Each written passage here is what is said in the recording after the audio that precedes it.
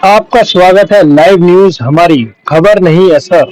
सुनिए सुनील बोस जी का महत्वपूर्ण संदेश। सुनील बोस जी ने कहा, बाबा साहब डॉक्टर भीमराव अंबेडकर जी का सपना भारत को बौद्ध में बनाने का नहीं, तो क्या सपना था? सुनील जी अपने विचार रखेंगे, भारत को बौद्ध में बनाने का रास्ता क्या है? सुनील जी अपनी बात रखेंगे। सभी दर्शकों को नमो बुद्धाय, जय भीम। आपका सवाल जो है भारत को बौद्ध में बनाने का, सबसे पहले कोटेशन ही रॉन्ग है। ये कहाँ से शब्द आया, किसने इजाद किया, इसके बारे में खैर मुझे रिसर्च नहीं पता, लेकिन ये कोटेशन रॉन्ग है जी। आम भाषा में, आम भाषणों में, आम सभाओं में ये सुनने को ज्यादातर मिलता है, और ज्यादातर हमारे अम्बेडकरवादी जो लोग हैं वो इस बात को बोलते हैं भारत बौद्ध में, बाबा साहब का सपना भारत बौद्ध में। अगर बाबा साहब का सपना भारत बौद्ध में बनाने का होता तो बाकी भारत का जो कॉन्स्टिट्यूशन तमाम राइट देता है अन्य धर्मों को, फिर तो यानी कि उनका भारत में हिस्सा ही नहीं होना चाहिए। तो इस हिसाब से भारत का जो कॉन्स्टिट्यूशन बाबा साहब ने लिखा तो उसके अकॉर्डिंग ये कोटेशन बिल्कुल रॉन्ग है। ये बाबा साहब ने कहीं बोला ही नहीं, कोई कोटेशन है ही नहीं बाबा साहब की। बाबा साहब ने प्रबुद्ध भारत की बात बोली है, क्योंकि उन्होंने प्रबुद्ध भारत न्यूज़पेपर निकाला था। प्रबुद्ध का मतलब होता है जागरूक। जागरूक लोगों का भारत बनाने का संकल्प था बाबा साहब का। कौन से जागरूक लोग? वो ऐसे जागरूक लोग जो पाखंड से, अंधविश्वास से, अंधभक्ति से दूर होकर अपने अधिकारों के प्रति सजग रहे और अपने अधिकारों के प्रति उसको ज्ञान रहे और अपनी शिक्षा और अपने डेवलपमेंट के लिए वो अपना काम करें। तो उन लोगों का प्रबुद्ध भारत बनाने की बात कही थी। प्रबुद्ध लोगों के द्वारा प्रबुद्ध भारत के निर्माण की बात कही है। दूसरा सवाल करें। आपको क्या लगता है कि दिल्ली के अंदर या पूरे भारत के अंदर जितने बुद्धियार हैं या देश में जितने भी बुद्धियार हैं, बाबा साहब की भी बुद्धिस्ट सोसाइटी ऑफ इंडिया है, देश और विदेश में भी है ये, क्या सबको एक साथ जुड़ना चाहिए? और जुड़ना चाहिए तो वो कैसे जुड़ना चाहिए? बिल्कुल अच्छा सवाल है आपका। इसमें दो बातें क्लियर मैं डायरेक्शन तो बताना चाहूंगा। बाबा साहब ने जब धम्म क्रांति करी तो धम्म क्रांति करने के बाद उनको ये लगा कि मेरे लोगों को आगे मार्ग कौन देगा, मैं तो आज हूँ कल नहीं रहूंगा। तो उन्होंने उसके लिए एक उपाय खोजा कि एक संस्था का निर्माण कराया जाए कि जो मैं धम्म क्रांति करने जा रहा हूँ, जिसका आगाज मैंने 1936 में किया कि मैं हिंदू धर्म में तो पैदा हुआ लेकिन मैं मरूंगा हिंदू धर्म में नहीं। तो उसके लिए उन्होंने 19-21 साल जो रिसर्च करके फिर उन्होंने उस धर्म को निकाला जो भारत की मूल संस्कृति का धर्म था। भारत की मूल संस्कृति बौद्ध है, ये इससे कोई डिनाई नहीं है। तो बाबा साहब ने कहा के पास जो ऑफर आए, जैसे तमाम धर्मों को अपनाने के लिए बड़े बड़े उनके जो अनुयायी होते हैं या उनके जो बड़े लोग होते हैं, तो लालच भी दिया गया, लेकिन बाबा साहब ने उस चीज को नहीं माना। बाबा साहब ने अपनी देशभक्ति को बताने के लिए और दिखाने के लिए ये बात बिल्कुल फैक्ट करके भारत की मूल संस्कृति को जिंदा करा, जो कहीं ना कहीं दफन कर दी गई थी या खत्म कर दी गई थी या बिल्कुल छोड़ कर दी गई थी। बात आती है बुद्धिस्ट सोसाइटी ऑफ इंडिया की। तो बुद्धिस्ट सोसाइटी ऑफ इंडिया का इजाद क्यों किया गया? तो मैंने बताया कि धम्म क्रांति को आगे चलाने के लिए या उस पर कार्य करने के लिए उन्होंने बुद्धिस्ट सोसाइटी ऑफ इंडिया बनाई। बुद्धिस्ट सोसाइटी ऑफ इंडिया में जो 10 प्रिंसिपल बनाए, वो 10 प्रिंसिपल क्या थे कि बौद्धों की कम्युनिटी के वेलफेयर के लिए उनके स्कूल कैसे होंगे, उनका रिसर्च सेंटर कैसे होगा, उनका कॉलेज कैसे होंगे, उनके हॉस्पिटल कैसे होंगे, उनकी लाइब्रेरी कैसी होगी, उनके बुद्धियार कैसे होंगे, उनके भवन कैसे होंगे, उन चीजों का जिक्र किया गया, उन चीजों को बनाने का रास्ता दिया गया। वो उसके प्रिंसिपल है बुद्धिस्ट सोसाइटी ऑफ इंडिया के, जिसमें से चांदनी चौक का जो विकास कार्य चल रहा है, ये विहार निर्माण का कार्य चल रहा है, जो बुद्धिस्ट सोसाइटी ऑफ इंडिया के प्रिंसिपल के अंदर लिखा गया है। तो हम बुद्धिस्ट सोसाइटी ऑफ इंडिया के एज ए पदाधिकारी होने के नाते, एज ए कमेटी के मेंबर होने के नाते, हम इस लिखे गए उनके प्रिंसिपल के अकॉर्डिंग हम काम कर रहे हैं। दूसरा, आपने एक बात करी, क्या सबको जुड़ना चाहिए? बिल्कुल डेफिनेटली जुड़ना चाहिए। और कहने का मतलब ये है कि बुद्धिस्ट सोसाइटी ऑफ इंडिया का तो इजाद 1955 में हुआ। हालांकि 54 में बाबा साहब ने इस संस्था की नींव रख दी गई थी, लेकिन रजिस्ट्रेशन प्राप्त 4 मई 1955 को हुआ और एक लंबा पीरियड गुजरा जो बाबा साहब के जाने के बाद में उनके ऊपर, उनकी संस्था को एज ए लीगल प्रोटेक्शन करने के लिए 34 से 36 साल उनका कोर्ट कचहरी चला, तो उस दौरान काम नहीं हुआ और उसी दौरान ये कुछ नए संगठन इजाद हुए और उसी से मिलते जुलते संगठन इजाद हुए, जिनके अलग अलग रजिस्ट्रेशन ले लिए गए, जो उन लोगों द्वारा लिए गए जिनकी अपनी स्वार्थ पूर्ति करी गई। उनको लगा कि भाई ये बुद्धि सोसाइटी ऑफ इंडिया तो कोर्ट कचहरी में फंसी पड़ी है, चलो हम अपना पैदल संगठन खड़ा कर लेते हैं। तो भारतीय बौद्ध महासभा, जैसा अभी राजेंद्र जी ने बताया, यूपी में रजिस्ट्रेशन ले लिया गया, मध्य प्रदेश में रजिस्ट्रेशन ले लिया गया, आपके दिल्ली में रजिस्ट्रेशन ले लिया गया, आपके और अन्य राज्यों में रजिस्ट्रेशन ले लिया गया। तो उनको ये समझना चाहिए था, ये इंतजार करना चाहिए था कि आप अपने काम करते, काम की रिपोर्ट रखते और काम करने से आपको किसी ने रोका नहीं था। कोर्ट कचहरी का जो लड़ रहे थे वो सेंटर के लोग लग रहे थे, लेकिन तुम तो प्रदेश की कमेटी थी, तो प्रदेश की कमेटी थे तो तुम प्रदेश के अंदर काम करते।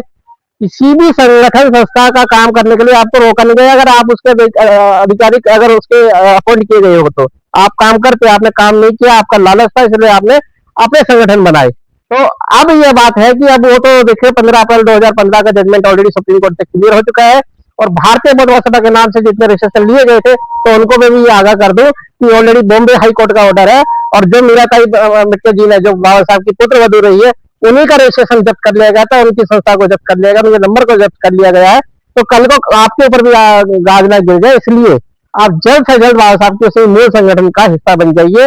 और दूसरा कि 1956 में तो भारतीय बौद्ध महासभा आई, या बुद्धि सोसाइटी ऑफ इंडिया जिसको बोला जाता है, लेकिन उससे पहले महाबोधि सोसाइटी थी। बाबा साहब ये इस चीज को भी समझना पड़ेगा कि जब महाबोधि सोसाइटी ऑलरेडी काम कर रही थी भारत के अंदर में, और तो फिर बुद्धि सोसाइटी ऑफ इंडिया को इजाद क्यों किया जाए, ये सबसे बड़ा सवाल है। सबसे बड़ा डायरेक्शन भी दिया है बाबा साहब ने। तो कहते हैं ना, हर संगठन का, हर संस्था का, हर सोसाइटी के कुछ प्रिंसिपल होते हैं, कुछ नियम कानून होते हैं, उसके अंदर काम किए जाते हैं। महाबोधि महाविहार का जो सॉरी महाबोधि सोसाइटी की जो नींव रखी गई थी, वो रखी गई थी महाबोधि महाविहार के विकास को लेकर, उसके प्रोटेक्शन को लेकर, उसके अधिकार के क्षेत्र को लेकर। तो वो जो जापान से बनते जी आए, श्रीलंका से जो लोग आए, आज वो दो हिस्सों में बढ़ गई, एक कलकत्ता में है और एक श्रीलंका में है। तो वो ऑलरेडी दो जगह डिवाइड हो गई थी और अच्छा काम कर रही थी, अपने प्रिंसिपलों पे काम कर रही थी। आप अगर सर्च करोगे, गूगल सर्च करोगे, तो आप देखोगे कि हर जगह उनके गेस्ट हाउस से लेके हर जगह उनके बुधविहार तक है, हर जगह उनकी कम्युनिटी भी है, और महाबोधि महाविहार में भी उनकी कमेटी ऑलरेडी काम कर रही है, जिसके अकॉर्डिंग उनको बीटीएमसी एक्ट जो ऑलरेडी पास किया गया।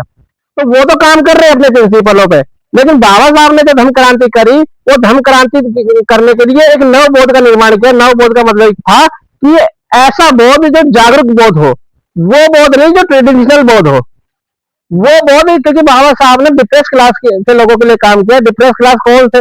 वो भारत के वो लोग थे जिनको छोटा और हीन माना गया, जिनको छोटा और हीन माना गया, उनसे उनका धर्म छीन लिया गया, जिनको भारत में एससी एसटी ओबीसी की कैटेगरी में डाला गया।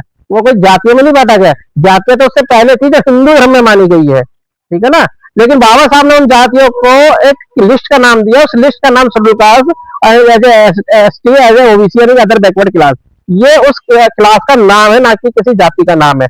उनसे जो उनका जो धर्म छीना गया, उन धर्मों को उनको धर्म लौटाया गया, वो धर्म को उनको बताया कि आपके जो पुरखे थे वो पुराने भारत से बौद्ध थे, आपके वो नागवंशी जो थे, वो नाग लोग वो थे जो पुराने बौद्ध थे। तो बाबा साहब ने उन लोगों का नेतृत्व किया है जो भारत के सबसे नीचे पायदान पे लोग थे, और उनको धर्म देके, इसलिए भारतीय बौद्ध महासभा की नींव रखी, बुद्धि सोसाइटी ऑफ इंडिया की नींव रखी, कि भारत का एससी एसटी ओबीसी के लिए रास्ता खोला कि आप अपने धर्म में वापसी आइए, धर्मांतरण कीजिए, और उस धर्म को लेकर आगे अपने बौद्ध का विकास कीजिए। जिस तरह भगवान बुद्ध ने अपने का समय के दौरान में भिक्षु संघ का निर्माण किया था, उस समय सिर्फ भिक्षु संघ था। बाबा साहब ने उसको आगे बढ़ाया, एक चक्र आगे बढ़ाया, जो भगवान बुद्ध द्वारा धर्म चक्र परिवर्तन में कहा जाता है, उस दिन धर्म का चक्कर घुमाया। तो बाबा साहब ने उसकी एक कड़ी को और आगे पहुंचाया कि उस दिन भिक्षु संघ की जगह, भिक्षु संघ तो था ही था, उपासक संघ का निर्माण किया, और दीक्षा देने के बाद ये आगाज किया, ये बताया कि जाओ, मेरे द्वारा जिन्होंने दीक्षा ली है, मैं उनको अधिकार देता हूँ, वो आगे अपने लोगों को बौद्ध धर्म में दीक्षा दे और उनको दीक्षित करे और बौद्ध धर्म में लाए, अपने घर की वापसी करे। ये उनका संकल्प था। तो अभी आपने काफी अच्छी नॉलेज दी है। इसी के साथ साथ हम जो है चाहते हैं कि एक छोटा सा मैसेज, बहुत शॉर्ट मैसेज में हम चाहते हैं कि आप दिल्ली के नहीं कहेंगे, हम पूरे भारत के तमाम बुद्ध विहारों को कहेंगे, उनको आप क्या मैसेज देना चाहेंगे दी बुद्धिस्ट सोसाइटी ऑफ इंडिया से? देखिए, ये वीडियो जो भी दर्शक देखे, आज देखे, कल देखे, या 10 साल बाद देखे, या 2 साल बाद देखे, 2 महीने बाद देखे, मेरा सीधा सीधा एक है कि पिछले 12 सालों से मैं बुद्धिस्ट सोसाइटी ऑफ इंडिया में काम कर रहा हूँ, क्योंकि मेरा जमीर नहीं मरा हुआ कि मैं अपना अलग संगठन बना दूं।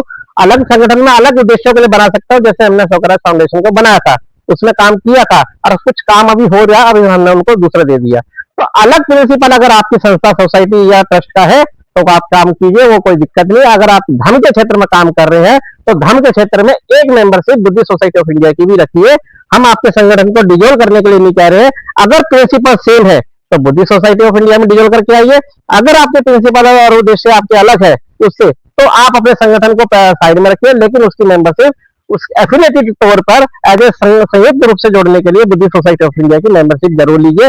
और साथ ही साथ बाबा साहब द्वारा बताए गए धर्म के मार्ग को और संघर्ष के मार्ग को अपनाते रहिए, उसको चलाते रहिए, अपने अधिकारों को लेते रहिए। क्या आपको लगता है कि जो आपने मैसेज दिया है वो मैसेज बहुत अच्छा है, सभी के लिए बहुत अच्छा है कि वो दी बुद्धिस्ट सोसाइटी ऑफ इंडिया की मेंबरशिप ले, बिल्कुल और उसके साथ एक बैनर के नीचे काम करें। बिल्कुल। क्या ये मैसेज आप हमारे बौद्ध भिक्षुओं को भी देना चाहेंगे? वैसे हम है नहीं कुछ उनको कोई आदेश देने वाले या दिशा निर्देश देने वाले, क्योंकि वो हमारे धर्म गुरु हैं, बिल्कुल लेकिन आपको लगता है कि वो लोग कुछ ऐसा काम कर रहे हैं क्या जो धर्म का प्रचार कर रहे हो या कुछ ऐसा कर रहे हो? ज्यादातर बौद्ध भिक्षु जो हैं, आप अच्छे से वाकिफ है कि वो क्या कर रहे हैं और कैसे चल रहे हैं, तो उनके लिए आप एक रिक्वेस्ट या कोई हम कहें कि मान सम्मान में या दी बुद्धिस्ट सोसाइटी के माध्यम से उनको क्या मैसेज देना चाहेंगे? देखिए, अगर मैं सीधे शब्दों में कहूँ तो बुद्धिस्ट सोसाइटी ऑफ इंडिया से बड़ा ना कोई भिक्षु है, ना कोई भिक्षु संघ है, ना ही कोई धर्म की संस्था है अभी, जो मैं मानता हूँ। ये मेरा व्यक्तिगत विचार हो सकता है, लेकिन अगर आप उसको अगर तरीके से उसका एनालाइज करोगे, ये आपको बिल्कुल रिसर्च में भी पता लगेगा कि सोसाइटी से ऊपर कोई व्यक्ति नहीं होता। तो व्यक्ति विशेष जो संगठन बने हैं धर्म के क्षेत्र में, तो उनको कहीं ना कहीं बाबा साहब के बनाए हुए संगठन का हिस्सा बनना चाहिए, उस पर काम करना चाहिए। दूसरा, जो भिक्षु है या भिक्षु संघ है, उनको भी ये देखना चाहिए कि आपके ऊपर उस समय जब बाबा साहब जब भगवान बुद्ध थे तो उन्होंने विनय पिटक बनाया था, तो विनय पिटक के अंदर जो उनके नियम और कायदे कानून लिखे गए हैं, उनके अकॉर्डिंग तो ट्रेडिशनल जो बुद्धिस्ट बैठे हुए हैं, जैसे लद्दाख के और नॉर्थन इंडिया वगैरह के, वो तो लोग काम कर रहे हैं, लेकिन जो उत्तर भारत का भिक्षु है, भिक्षु संघ है, वो कहीं ना कहीं दिशाहीन है। तो उनको दिशाहीन होने से हम तो ये कहेंगे कि वो भी बाबा साहब द्वारा धर्म क्रांति बताई गई है, बुद्धिस्ट सोसाइटी ऑफ इंडिया की मेंबरशिप लेकर उनके साथ जुड़कर उनके उनके नेतृत्व में काम करे, क्योंकि आपको मार्ग देने वाले वो बाबा साहब ही है और आपको दिशा देने वाले भी बाबा साहब है। आप उनके बताए हुए मार्ग को, दिशा को के पैरेलल रख के अपनी दिशा और अपना एजेंडा ना तय करें। और इस भूल में भी मत रहिए कि आपकी मनमानी अभी तक चल रही है तो आगे भी चलती रहेगी। जरूरी नहीं है, ये मैं नहीं कह रहा हूँ, जरूरी नहीं है, क्योंकि हम तो उपासक संघ है और उपासक संघ बहुत बड़ा है। भिक्षु संघ तो चंद उंगलियों पर गिनने वाला है। अगर उपासक संघ उग्र हो गया ना, तो जाहिर सी बात है उनको फिर जवाब देना भारी पड़ेगा। तो इसलिए हमारी तो गुजारिश है भिक्षु संघ से भी हाथ जोड़ के गुजारिश है कि अपने कार्यों को उस संगठन संस्था सोसाइटी के साथ काम कीजिए और उनके साथ जुड़ के काम कीजिए, क्योंकि अलग नहीं है आप भी। आपका पथ भी वही है और हमारा पथ भी वही है। भिक्षु और उपासक ये दोनों एक संग हम कंबाइन होकर काम करें, यही निर्देश बाबा साहब ने दिया था। बहुत बहुत धन्यवाद सुनील जी, सुनील बौद्ध जी, आपने बहुत अच्छा मैसेज दिया भिक्षु संघ के लिए भी और उपासक संघ के लिए भी और तमाम संगठनों के लिए भी और सभी बुद्धियारों के लिए भी। बहुत बहुत साधुवाद है आपका, और हम आपकी बात को जन जन तक पहुंचाने का काम करेंगे। जय भीम, नमो बुद्धाय।